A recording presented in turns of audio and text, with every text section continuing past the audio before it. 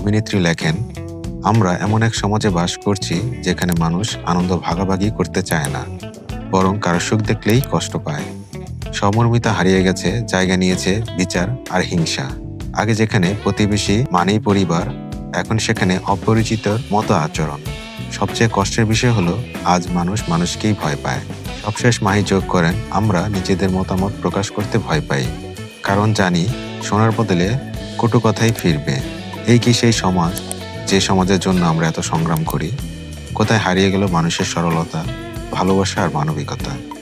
মাহিরের কথাগুলোর সঙ্গে একমত তার ভক্তরাও, কিন্তু অনেকে আবার এসব গুরুত্ব সহকারে নেয় না। ফলে মাহির পোস্টে অনেকে হাসির প্রতিক্রিয়াও জানান। এক নেটিজেন মন্তব্য করেন, কথাগুলো একদম সত্য, কিন্তু এর মধ্যে আবার অনেকে হা হা রিয়েক্ট দেয়।